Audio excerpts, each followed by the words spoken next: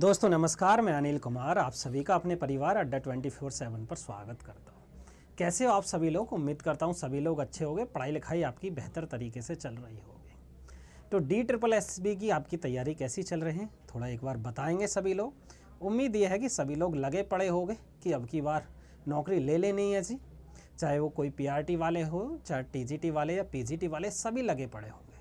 ठीक है, अच्छी बात है, आप मेहनत करते रहिए।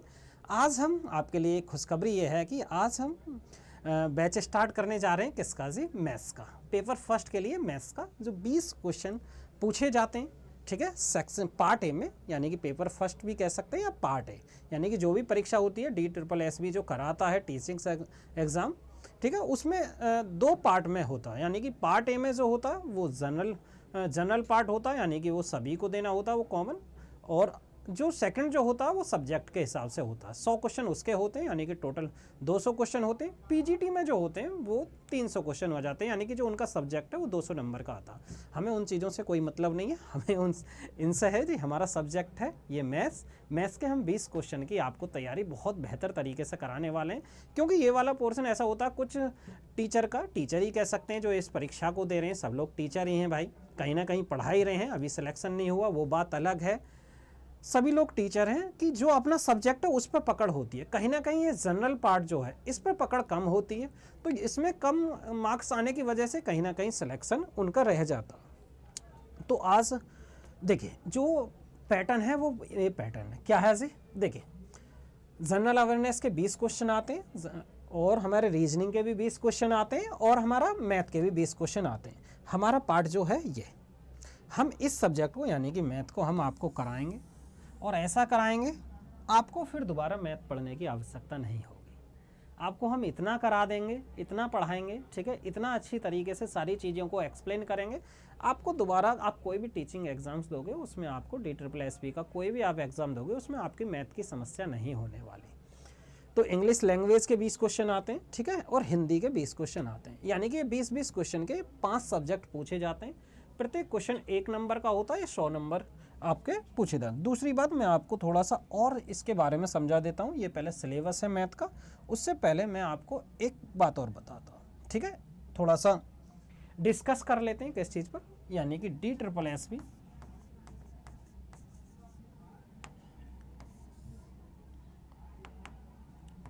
के टीचिंग एग्जाम्स।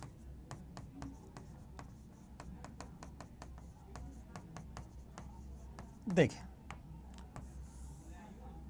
यहाँ पर जो DSSB जो कराता है, ठीक है, टीचिंग एग्ज़ाम कौन कौन से कराता, ये एक हमारा एंटिटी हो गया, नर्सरी टीचर हो गया, ये हो गया PRT हो गया, और TGT हो गया जी, और हमारा PGT।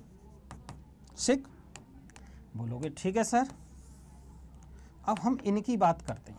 इनकी ये तीनों में बराबर क्वेश्चंस पूछे जाते हैं, जबकि यहाँ पर जो है जो मेन सब्जेक्ट है इनका वो हो जाता 200 नंबर का। यहाँ पर 300 नंबर का टोटल पेपर आता है, जबकि इनमें 200 नंबर है। इस वाला जो ये जो पार्ट है, यानी कि एनटीटी की बात करें या PRT या TGT या PGT की, यहाँ पर 2 पार्ट आते हैं इसी एग्जाम में। कौन कौन से? यानी कि हम इधर लिखते हैं, देखिए एक होता पार्ट ए और एक होता पार्ट बी। यहाँ पे GS, रीजनिंग, मैथ, हिंदी और इंग्लिश ये पूछे जाए। प्रत्येक जो है वो 20-20 नंबर के होते हैं, यानी कि ये भी 20 क्वेश्चन पूछा जाएगा, ये भी 20 क्वेश्चन रीजनिंग के भी, और ये भी 20 क्वेश्चन, और यहाँ पर भी 20 क्वेश्चन आपसे पूछे जाएंगे, ये भी 20 क्वेश्चन। यहाँ पर ये वाला पार्ट बी जो है वो 100 क्वेश्चन इधर पूछे जाते हैं। इसके भी 5 ही पार्ट होते हैं, यानी कि 5 सेक्शन होते हैं। इसमें सबसे बड़ी बात यह है कि कोई सेक्शन टाइमिंग नहीं दी गई है, यानी कि सेक्शन टाइमिंग तो नहीं है, पर अगर आपने एक सेक्शन खोल लिया, जैसे GS का आपने सेक्शन खोला, तो आप तो या तो आप पूरा टाइम सेक्शन GS वाले में ही ख़त्म कर दीजिए, या आप कंटिन्यू करते जाइए सॉल्व। एक बार अगर सेक्शन ये वाला पार्ट जो है, जैसे GS का पोर्शन आपने खोल रखा, वो अगर आपने स्किप कर दिया, उसके बाद नेक्स्ट पार्ट पर आए रीजनिंग के, तो आप उसको दोबारा ओपन नहीं कर सकते। आप इसको जैसे GS के आपने क्वेश्चंस कर दिए, क्वेश्चन करने के बाद आप रीजनिंग वाले पार्ट पर गए, ऐसे देखिए, तो रीजनिंग वाले पार्ट पर जाने के बाद आप वापस जीएस वाले पार्ट पर नहीं आ सकते, जबकि सेक्शन टाइमिंग नहीं है, जैसे अलग अलग टाइमिंग दी होगी इनके लिए 5 पार्ट के लिए कि अलग अलग टाइमिंग दी गई हो, ऐसा नहीं दिया हुआ, ठीक है। पर आप दोबारा उसी पार्ट पर नहीं जा सकते, ये था। और हमारा है ये वाला पोर्शन है जी मैथ का। मैथ के सिलेबस की हम बात करेंगे। दूसरी बात, कैसे कैसे हमको तैयारी करनी है, आपको कैसे तैयारी करनी है, इस वाले पार्ट की मैं थोड़ा सा और आपको आइडिया बता देता हूँ। आइडिया कैसे, यहाँ पर समझे। आपको क्या करना, क्योंकि ये जनरल पेपर है, जनरल पेपर आप DSSB जो कराता है, टीचिंग एग्जाम्स और नॉन टीचिंग एग्जाम्स दोनों की परीक्षा कराता, तो आपको क्वेश्चन जो लगा रहे हैं प्रीवियस क्वेश्चन वो दोनों के लगाने हैं। जो हमें PYQ जो लगाने हैं आपको, वो टीचिंग एग्जाम्स के भी लगाने और नॉन टीचिंग एग्जाम्स के भी आपको लगाने।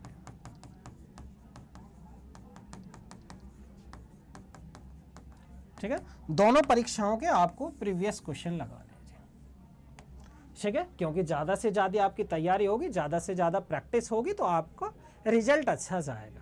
क्योंकि कट ऑफ बहुत हाई जाती है, दिन पे दिन कंपटीशन बढ़ता जा रहा है, उन सभी बातों को ध्यान में रखते हुए। अगली बात, ये हो गया पॉइंट।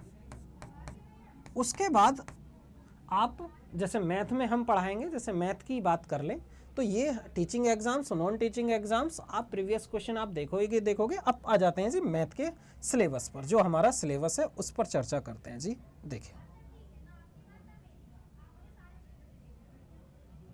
देखिए ये सिलेबस है हमारा।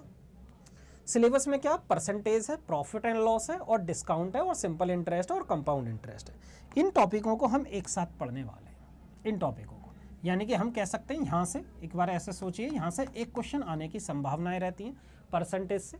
ये परसेंटेज और प्रॉफिट एंड लॉस है, यहाँ से भी 1 या 2 क्वेश्चन आने की संभावनाएं रहती है जी। ठीक है, सिंपल इंटरेस्ट और कंपाउंड इंटरेस्ट आपसे यहाँ से भी एक क्वेश्चन मिल सकता है, और यहाँ से भी एक क्वेश्चन की संभावनाएं हो सकती है।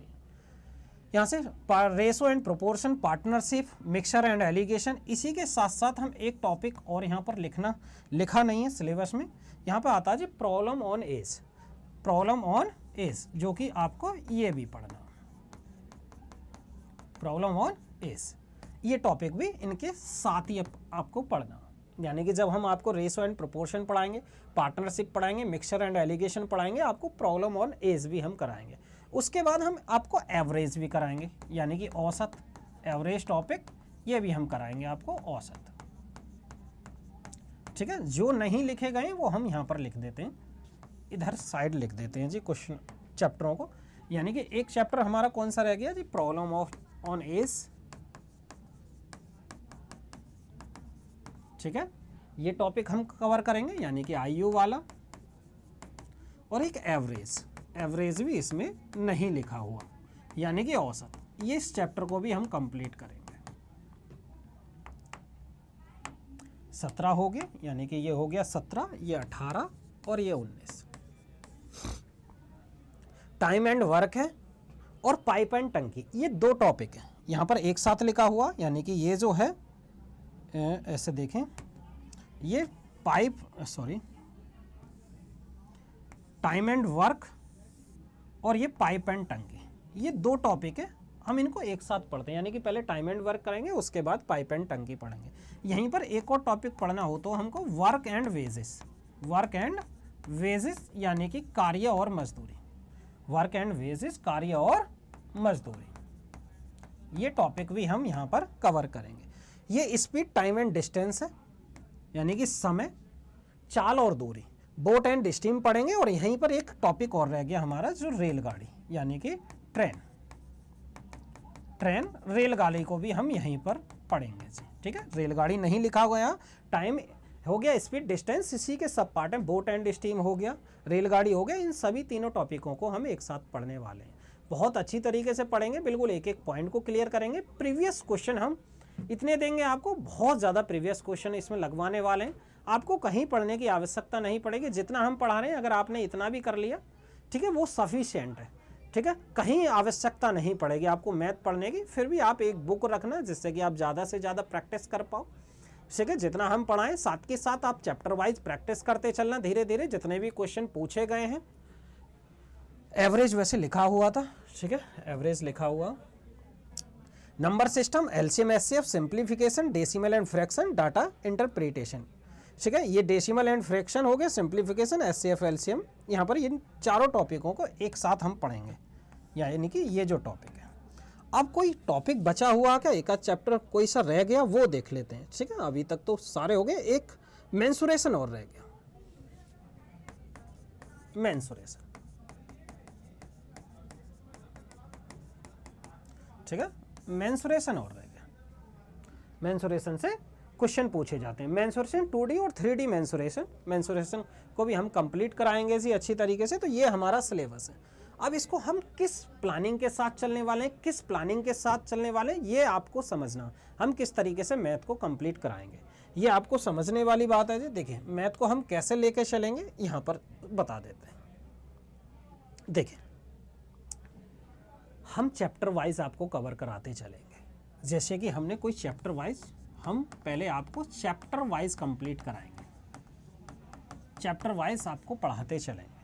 क्लास में पीवाई क्यों के हम क्वेश्चन लगवाते चलेंगे, पीवाई क्यों के क्वेश्चन लगवाएंगे। जैसे जैसे चैप्टर कंप्लीट होगा उसके बाद आप एक बुक रखना आपके पास, जो भी DSSB की मैथ की बुक हो या कॉमन पेपर की हो, जनरल पेपर की हो, उससे कोई फ़र्क नहीं पड़ता। जो हमारा सब्जेक्ट है, जो हम मैथ पढ़ाने वाले हैं, आप किसी भी बुक से पढ़ सकते हो।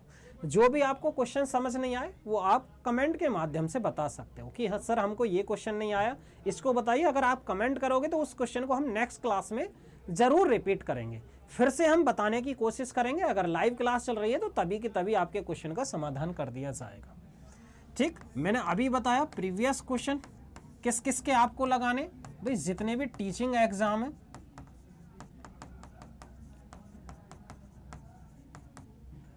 और नॉन टीचिंग एग्जाम्स, दोनों के आपको प्रीवियस क्वेश्चन लगा लेने। इसके आगे की बात, जिस तरीके के यहाँ सवाल मिलते हैं उसी तरीके के, जैसे एसएससी की परीक्षा है, एसएससी जीडी में भी उसी लेवल के सवाल पूछे जाते हैं। एसएससी एमटीएस में भी उसी तरीके के सवाल पूछे जाते हैं, उसी लेवल के, जिस लेवल में यहाँ परीक्षा में पूछे गए सवाल हैं उसी लेवल के। एसएससी जीडी हो गया, एसएससी एमटीएस हो गया, और एक और ले लेते हैं जी आरआरबी, आरआरबी ले लेते हैं या सीएचएसएल ले सकते हो, ठीक है। आरआरबी यानी कि जो बैंक जो कराती है, बैंक की जो परीक्षा होती है ग्रामीण बैंक वाली, उस लेवल के सवाल इसमें पूछे जाते हैं जी। और कौन सा, जैसे आप ग्रुप डी में जो मैथ पूछे गए, और यानी कि ग्रुप सी, ठीक है। मैथ के चैप्टर यानी कि सिलेबस जो है वो सब में सेम है, यानी कि हम कह सकते हैं जो भी कॉमन चैप्टर हो, सेम नहीं कह सकते, जितने भी कॉमन चैप्टर हैं सब कॉमन चैप्टर में आप ये जो परीक्षाएं हुई हैं इनके प्रीवियस क्वेश्चन आप लगाना। वैसे आपको इतनी आवश्यकता नहीं पड़ेगी आपको हर एक की, एसएससी जीडी एमटीएस आरआरबी इनके सभी के, कि ज़्यादातर कुछ स्टूडेंट ऐसे होते हैं, यानी कि जो भी टीचर्स हैं कुछ ऐसे हैं कि इस एग्ज़ाम को भी दे रहे हैं, यानी कि किसी का एसएससी जीडी का तो नहीं होगा, जैसे रेलवे की कुछ परीक्षा यानी ग्रुप सी में उनकी एज होगी उसको दे रहे होंगे, ग्रुप डी का भी कुछ दे रहे होंगे। तो एसएससी जीडी एसएससी एमटीएस यानी कि बुक्स हो, ठीक है, नहीं है कोई बात नहीं है, कोई फ़र्क नहीं पड़ने वाला। आपके पास किताबें कितनी हैं, बस इतना जितना हम पढ़ाएँ, जितना भी हम चैप्टर को कंप्लीट कराते चलें, आपको साथ के साथ कवर करते चलना। जैसे हम परसेंटेज से शुरुआत करेंगे, यानी कि कल हमारी क्लास होगी पहली, फर्स्ट क्लास में हम बताएंगे किस किस तरीके से हमको चैप्टरों को लेके जाना है, या वैसे ये क्रम ठीक है जो हमने अभी बताया था। पहले प्रतिशत आपको लेके चलेंगे, पहली क्लास होगी परसेंटेज की, प्रॉफिट एंड लॉस पढ़ाएंगे, उसके बाद डिस्काउंट बढ़ाएंगे, सिंपल इंटरेस्ट पढ़ाएंगे, कंपाउंड इंटरेस्ट पढ़ाएंगे, पहले इस वाले पोर्शन को ख़त्म करेंगे। उसके बाद रेशो एंड प्रोपोर्शन हम करा देंगे, ठीक है, आयु वाला चैप्टर कराएंगे, प्रॉब्लम एंड एज कराएंगे, मिक्सर एंड एलिगेशन करा देंगे, पार्टनरशिप करा देंगे। इसी तरीके से इसी सीक्वेंस में हम चलेंगे जिस सीक्वेंस में हमने ये टॉपिक लिए थे। आपको घबराने की कोई ज़रूरत नहीं है, कोई दिमाग पर प्रेशर नहीं लेना, कभी आप प्रेशर सोचो कि सर कितना पढ़ाएंगे कितना नहीं, बिल्कुल आपके एग्जाम के पॉइंट ऑफ व्यू से हम एक एक पॉइंट को समझाने वाले हैं। जितना ज़रूरत है सिर्फ इतना पढ़ाएंगे, आपको कहीं भागने की आवश्यकता नहीं है। डेली के डेली आपको जो पीडीएफ हम कराएंगे वो भी आपको सेंड कर दिया करेंगे, ठीक है, वो साथ के साथ डाटा आपको मिलता रहेगा। तैयारी में लग जाइए मेरे भाई। तो कल से पहली क्लास शुरू करेंगे, कल से बैच तो आज स्टार्ट हो गया, पर स्टार्टिंग करेंगे हम कल से। तो कल की पहली क्लास नंबर सिस्टम नहीं, परसेंटेज से शुरुआत करते हैं। ठीक है, तब तक के लिए मेरे भाई जय हिंद, मिलते हैं नेक्स्ट क्लास में।